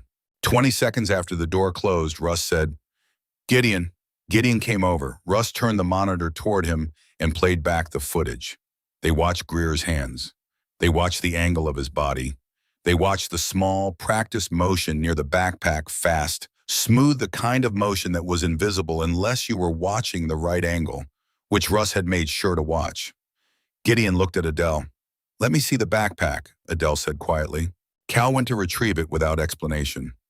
Adele checked the outer pocket, the pocket that Sloan used only for pencils and paint rags, the pocket that had been slightly open. Inside, among the pencils wrapped in a small cloth, a folding knife. 3 inches locking blade, no markings. Not Sloan's. Sloan had never owned a knife. She had traveled for 6 weeks with nothing that could be construed as a weapon because she understood implicitly that the version of her that the system would see needed to be uncomplicated. Clean file, nothing to annotate. She knew what a single annotation could do to a person's options in the system she'd read. Her own file, she knew the damage a single caseworker's characterization could do. Adele looked at the knife for a long moment. She did not touch it further after the initial discovery. She was already thinking about evidence chains documentation, what the footage established, and what it would need to establish in a legal context. She looked at Gideon. "They were going to file this as grounds for removal," she said. "Minor in possession of a dangerous weapon in an environment containing tools and motorcycles and adult males. They'd have had an emergency placement order in their hands by tonight. Possibly an emergency hearing scheduled for tomorrow morning. We would have been responding at the worst possible moment with no time to prepare." The room was quiet. Sloan was looking at the knife from across the room. Her expression was not shock. It was the specific expression of someone who had suspected something was possible, had chosen to hope it wasn't, and had now received confirmation. The exhaustion of being right about a bad thing. She looked at it for a long moment, and then she looked at Gideon. "How much trouble is this?" she asked. "None," Adele said, "because we have 40 seconds of footage that shows exactly where it came from." She looked at Gideon. "Preserve that recording, multiple copies, different locations. Tonight." "Already on it," Russ said. He had his phone in his hand. "Copying to the server to my personal drive, and I'll send a copy to Nora." "Good." Adele put the knife in an evidence bag she produced from her briefcase. She had come prepared for various possibilities because she was Adele Forsyth, and preparation was not optional. "This changes our position significantly. We were petitioners with a sympathetic case. Now we're petitioners with a sympathetic case and evidence of deliberate misconduct by a county supervisor." She picked up her legal pad. "I need to make some calls." She stepped outside, and the sound of her voice on the phone was audible through the window for a long time, crisp, specific, moving through the situation with the efficiency of someone who had been waiting for exactly this kind of opening. The morning of the hearing, the garage smelled of coffee and something. Donovan had insisted on making eggs, bacon toast, and actual breakfast set out on the cleared workbench like a proper meal. He'd arrived at 5:30 to do it and hadn't said a word about why, and nobody had asked.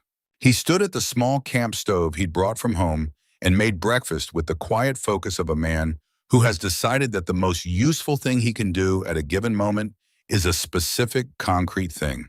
The eggs were scrambled. The bacon he'd gotten right. The toast he'd slightly burned on one side and left that side down.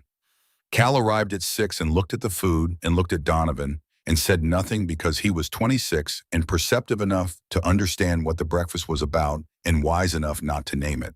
Sloane was already awake when they arrived. She'd been awake since before 5. Nobody asked what she'd been doing, but when Gideon checked the paint bay at 5:15, the mural had 2 new additions, small careful details in the background, a bird on a wire in the upper right corner, and in the storm building on the horizon, which had been a solid dark mass before small breaks in the clouds through which light was coming. He stood in front of it for a minute alone in the quiet garage and felt the particular pressure of a moment that will be remembered regardless of how it ends. She ate without speaking. She was dressed differently than usual, the same jeans, cleaner ones, and a dark blue shirt under the olive jacket. Her hair was down, which Gideon had not seen before. It was longer than her ponytail had suggested, falling past her shoulders, and with it down she looked both younger and more formidable at once, which was a combination he wouldn't have been able to explain, but that he recognized as accurate. Donovan sat across from her at the workbench and ate his own breakfast, and they didn't talk, and the silence between them was different from the silence of the first morning when he'd handed her a coffee and asked if anyone was looking for her. That silence had been the silence of 2 strangers measuring distance. This one was the silence of people who had decided something and were living in the aftermath of the decision. The distance had been crossed. There was nothing to measure anymore. When they were done, Donovan cleared the plates. He looked at Sloane. "You ready?" he asked. "No," she said honestly. "Good answer," he said. "Let's go." Russ caught Donovan's eye across the room as they were getting ready to leave. He gave him a brief nod, the kind of nod that carried specific weight between people who'd known each other a long time. Donovan returned it. Adele met them at the courthouse entrance. She looked them over, Gideon, Donovan, Nora, Cal, Sloane, with the appraising eye of someone confirming that the team she'd briefed was the team that had shown up. "Anything I should know before we go in?" she asked. "No," Gideon said. She looked at Sloane. "How are you doing?" "I'm here," Sloane said. Adele almost smiled. "That's enough," she said, "and let's go." The courtroom was small and functional, the way county courtrooms tend to be, when they're handling the unspectacular category of human lives, the ones that aren't newsworthy, but are nonetheless catastrophic to the people inside them. The ceiling was too low and the light was fluorescent, and the wood of the benches had the worn, slightly gummy quality of decades of anxious hands. Sloane sat in the front row between Gideon and Nora. She kept her backpack on her lap, both hands resting on it, not clutching, just present. She looked at the room with the same cataloging attention she'd had when she first walked into the garage, and Gideon watched her do it and thought Eli's eyes. That's Eli's eyes. The state was represented by a young attorney named Corbin, who had the bearing of someone who had been told this was a straightforward case and had prepared accordingly. He had a clean stack of documents and the confident posture of a man who expected the morning to go in a predictable direction. Adele noticed the confidence and made a small note on her legal pad. Raymond Ventry arrived 3 minutes before the hearing began. He came in quietly through the back and took a seat at the far end of the public gallery. He was dressed in a charcoal suit, gray-haired, with the particular stillness of a man who had waited a long time for a thing and was now in the room where it would either happen or not happen. He did not look at Gideon when he entered. He looked only at Sloane. Sloane felt it. She turned slightly, found him, and held his gaze for a 3-second count, long enough to be deliberate, brief enough to be controlled, and then she turned back to face the bench. Gideon noted it, and noted also that her hands had not tightened on the backpack. The clarity he'd seen in her at the courthouse steps had not left her. The judge was a woman in her early 60s named Harwell. She had the manner of someone who had heard a great many stories and had developed opinions about the difference between stories that were true and stories that were constructed to be true, and who considered the ability to tell the difference to be the most important thing she did. Adele had arranged the presentation with the architecture of someone building a structure foundation first, then walls, then roof. She did not begin with Ventry. She began with Sloan.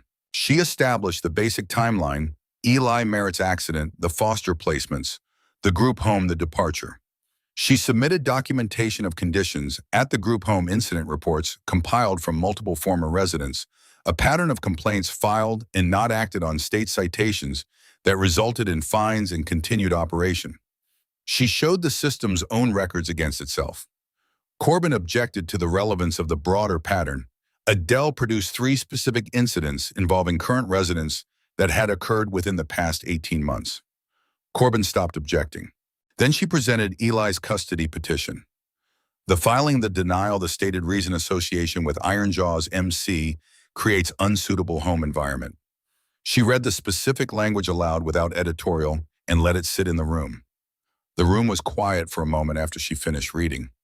Even Corbin was quiet. Judge Harwell made a note. She put Donovan on the stand.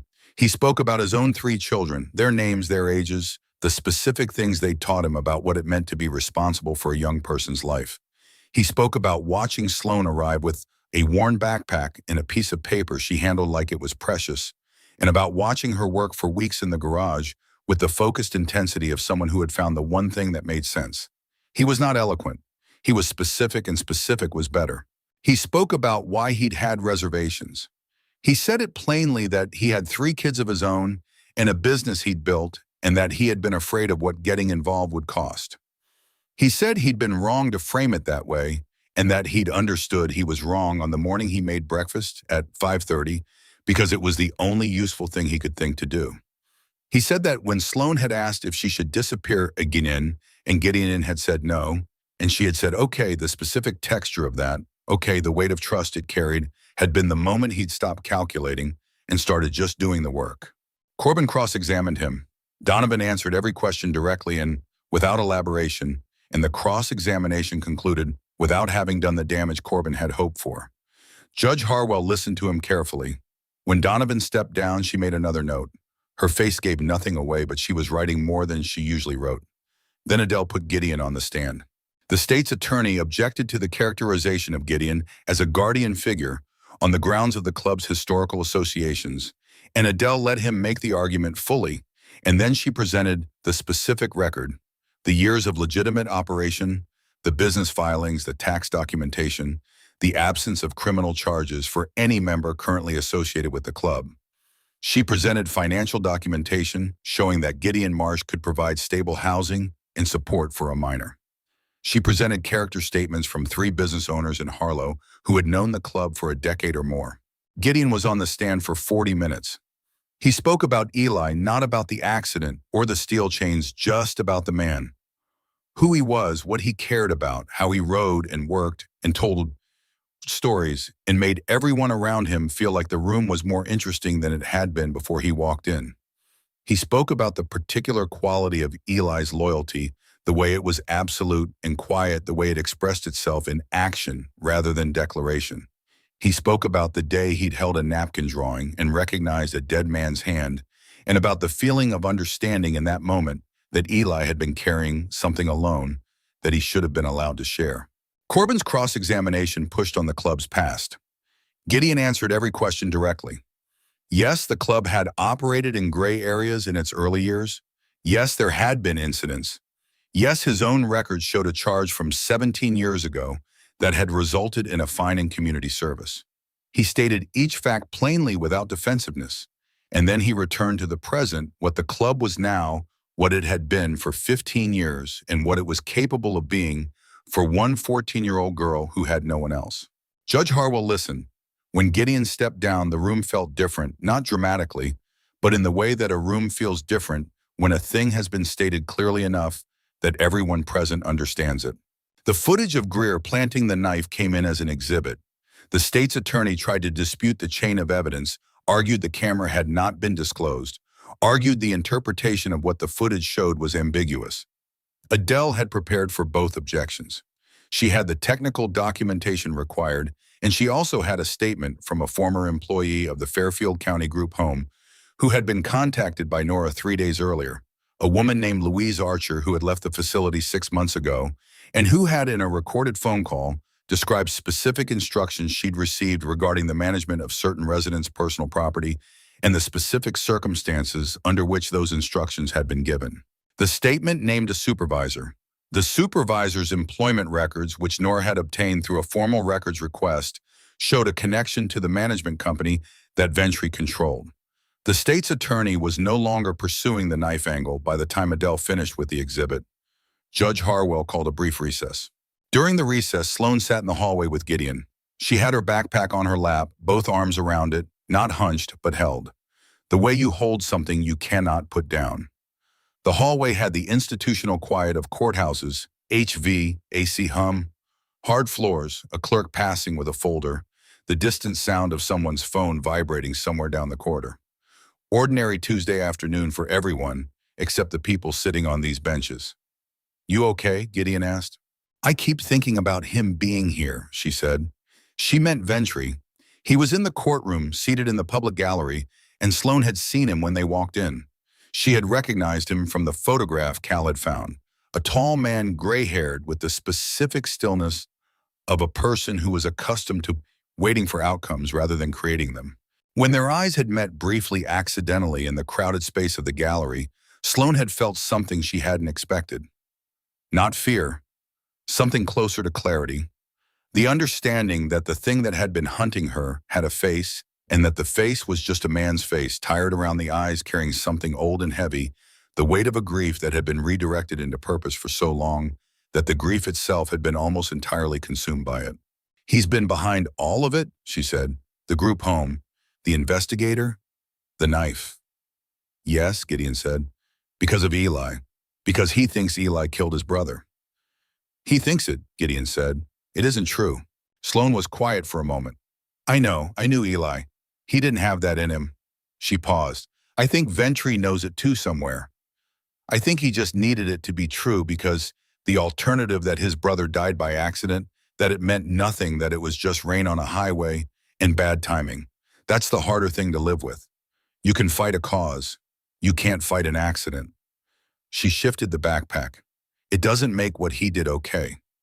I just understand it well enough that I don't have to be afraid of it." Gideon looked at her, the arithmetic of her again, 14 years old. "What happens if the judge rules against us?" she asked.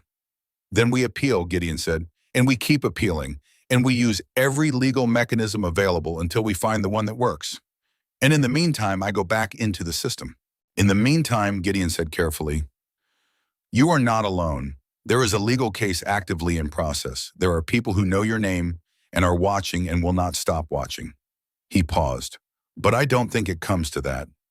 She nodded, then she said quietly, "Eli was right about you." Gideon didn't say anything. He looked at the floor and then at his hands, the scarred knuckles, the missing joint, the hands that had held a napkin drawing and shaken, and then at the courtroom door. They were called back in. Adele called Sloan. Judge Harwell asked her the questions she had been prepared for, and Sloan answered them: how long she had been at the garage, what she did there, whether she felt safe. She answered carefully without performance. She talked about the work, about what it meant to paint in a style that her brother had taught her, about the specific texture of waking up each morning in a place where someone had left the heater running and there was coffee on the burner, and the ambient sound was the sound of people working on things they cared about. She talked about the difference between that and the group home, and she did it without bitterness. She described both things accurately, and the contrast established itself without needing to be named. She talked about the mural. She described it not technically, but essentially. Why she had started it, what she was trying to show. All of them past and present on a road together. Her brother at the center of it, because that was where he was. And behind him, a figure she was still working on. "Who is that figure?" Judge Harwell asked. Sloan paused. The room was quiet. She could feel Ventry somewhere behind her. "Me," she said. "I haven't finished her yet because I don't know yet what she looks like when she stops running. I've been trying to figure it out." She paused. "I think I'm closer now than I was 2 weeks ago." Judge Harwell looked at her for a moment. Then she asked, "Is there anything you'd like me to understand that I haven't asked you about?" Sloan's hands, which had been folded in her lap, moved. She reached into the backpack and took out the sketchbook. She had carried it for 3 years, through 6 foster placements in a bus station in Barstow and 3 weeks of sleeping in places that were not beds. She had protected it from the group home, retrieved it from a dumpster at midnight, kept it hidden in every place she'd stayed under mattresses, in the lining of the olive jacket tucked inside a second shirt in the bottom of the backpack. It was swollen from humidity and used the cover worn soft as cloth, the spine reinforced with tape she'd applied so carefully that the tape had become part of the cover itself. She stood and carried it to the bench. "He gave me this 2 Christmases before he died," she said. "He used it to teach me. Every technique he knew, he wrote it in here. Everything he wanted me to understand about painting and about looking at things and about seeing what's actually there instead of what you expect to see. He said that was the whole work, not just painting everything. Learning to tea correctly." She stopped. "He made it for me. Notes he wrote knowing I would read them. Not just technique him, what he thought about, who he was trying to be.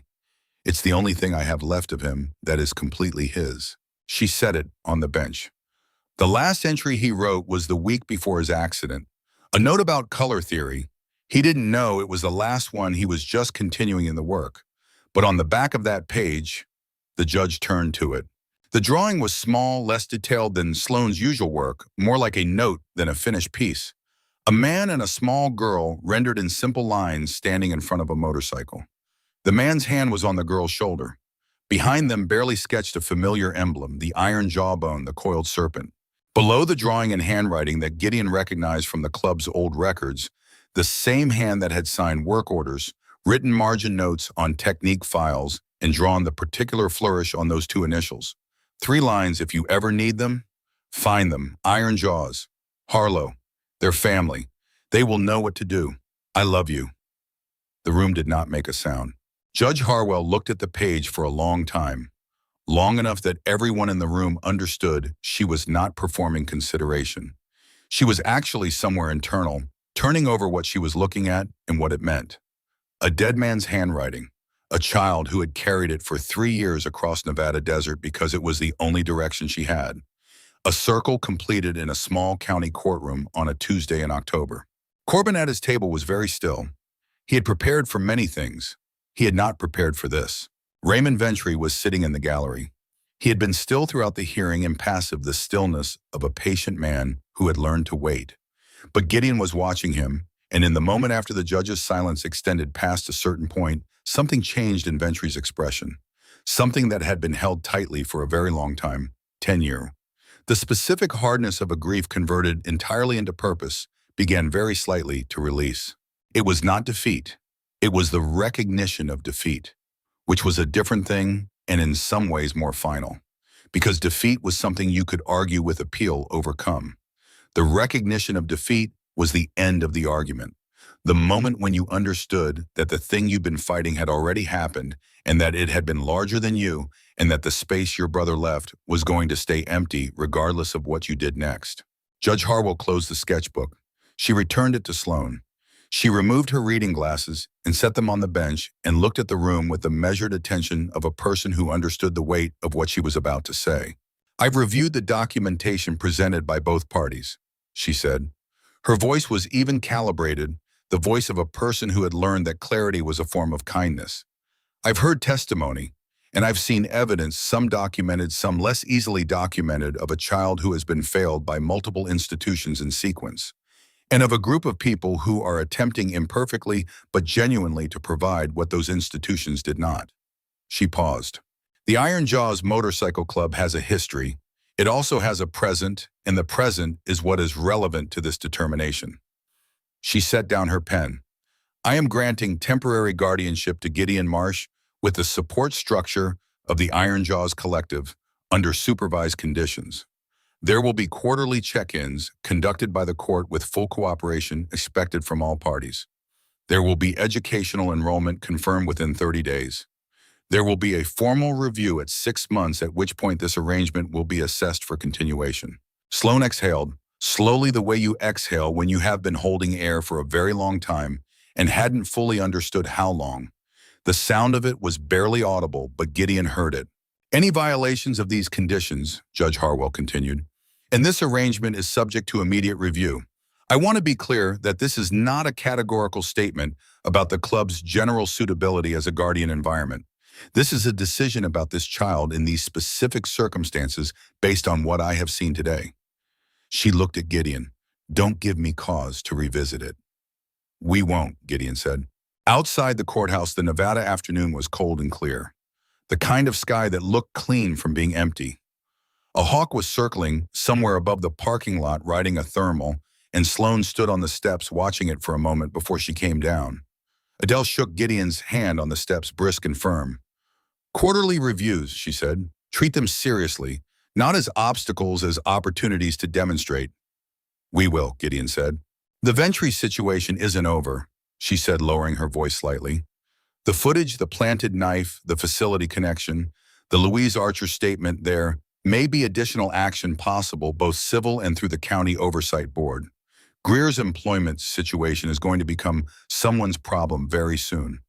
I intend to make sure it becomes the right person's problem. She paused. I'm not done with it. Neither are we, Nora said. Adele nodded once. She looked at Sloane, really looked at her in the direct way she'd been doing since the first morning at the garage, the look of a person who was cataloging what she saw and would remember it accurately. You did well in there, she said. Sloane met her eyes. Thank you for fighting for me. Adele picked up her briefcase. That's what I do, she said without sentiment, but not without warmth. And she walked down the steps toward her battered car, and Gideon watched her go, and felt the specific gratitude you feel toward a person who fights for you without pretending it's easy or comfortable, or something they do for reasons other than that it needs to be done. Some people are built for exactly one thing, and they do that thing with a completeness that is its own kind of grace. Adele Forsyth was built for this. He turned. Donovan was beside him, and Russ had come directly from the garage and was standing at the bottom of the steps, still in his work jacket, his boots dusty. Cal and Nora were there, and Sloane standing slightly apart, her backpack on one shoulder, looking at the courthouse building as if she was waiting to see if it was going to take something back. It didn't. Gideon was aware peripherally of movement at the base of the courthouse steps. Raymond Ventry walking out, his attorney beside him, speaking quietly. They moved toward a car parked along the street. Ventry's pace was unhurried, controlled the walk of a man who had not broken, would perhaps never fully break, but had been stopped. There was a difference between those things, and Gideon understood it. He passed within 15 feet of where Gideon stood. He stopped. It was not planned. It was the brief, involuntary pause of a man who has carried something for a long time and finds himself unexpectedly in the physical proximity of the person who represents the end of carrying it. The place where you either put the weight down or carry it forever. He looked at Gideon. Gideon looked back at him. Neither of them spoke. There was nothing to say that would have been adequate, and both of them understood that. Ventry had spent a decade trying to transfer the weight of his brother's death onto people who had not caused it. He had failed. The weight was still his, and it would remain his, and whether he could ever set it down was a question only he could answer. Gideon could not answer it for him. He could only stand here steady and let the moment complete itself. Ventry's eyes moved, not to Gideon, past him to Sloane, who was standing several feet back and slightly to the side watching. Something happened in Ventry's face, then something that was not the calculated stillness he'd maintained throughout the hearing, but something more involuntary. He looked at her for 1 second, 2, and then looked away. He turned and walked to the car, and the attorney followed, and the doors closed, and the car pulled away down the street. Gideon stood and watched it go until it turned at the corner and was gone. Donovan came to stand beside him. Is it done? He asked. The legal part has started, Gideon said. The rest takes time. Donovan nodded slowly. He's going to have to live with himself either way. Yes, Gideon said. He is. Donovan looked at Sloane. She was watching the street where the car had gone, her expression careful, thoughtful, not angry, not afraid. Working something out. Then she turned back to the group, and the expression shifted, became something more present, more here. She looked at all of them on the courthouse steps in the late Nevada afternoon, the crew from the garage standing in the cold air outside a building that had just changed something about her life. And she looked at Gideon, and she said nothing, but something in the way she was standing was different from before. She had stopped calculating the exits. They drove back to Harlow in a loose convoy, 3 bikes and 2 cars, And when they pulled into the Iron Jaws parking lot, the afternoon was fading toward early evening, and the garage windows were lit from inside. The lights were on. Something warm-smelling drifted out through the gap under the door. Russ, who had left the courthouse ahead of the others, had beaten them back. He'd started something heating on the camp stove and then left it and gone to stand in front of the mural. He was still standing there when they came through the door, his hands at his sides, looking at the far wall with an expression that Gideon had never seen on him before. Not his working expression, not the focused, proprietary look of a painter examining his own craft or someone else's. Something quieter, something that was simply looking. Sloane stopped when she saw what he had done. In her absence in the 3 hours since she'd been at the courthouse, he had worked on the figure at the edge of the composition. The small rider, the one she'd sketched in pencil and left unfinished because she hadn't known how to finish it. The one that had been barely present, made of light lines and intention, and the open question of what she looked like on the other side of running. He had not changed what she'd established. He had developed it carefully in her style, studying the work she'd done on every other figure in the piece and learning the language she'd been building for 3 years and speaking it as faithfully as he could.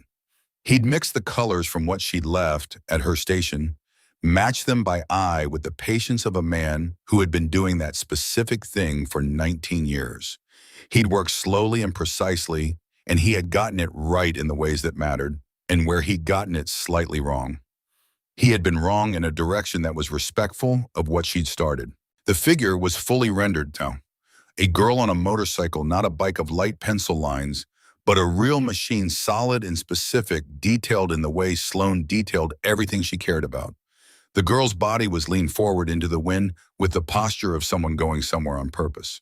She was at the edge of the frame, just behind Eli, and the composition positioned her not as a follower, but as a rider who had found her own line and was holding it. The whole mural breathed now in a way it hadn't before. The composition had been almost complete for days, every other figure present, the road defined the light, and weather fully realized. But the unfinished rider had been a gap that the eye kept finding a place where the painting held its breath. Now it exhaled. The thing was whole. Sloane stood in front of it for a long time. She moved her eyes from figure to figure, Russ, Donovan, Cal, Nora, Gideon, and the others she'd added across the weeks, and then to Eli at the center. Eli exactly as she had remembered him. Eli fierce and alive, and leading them all into a light that the painting made you feel rather than see, and then to herself behind him, fully present, fully rendered, on the road. She looked at that figure for a long time, the way you look at something that has shown you something true about yourself. Not comfortable, not easy, true.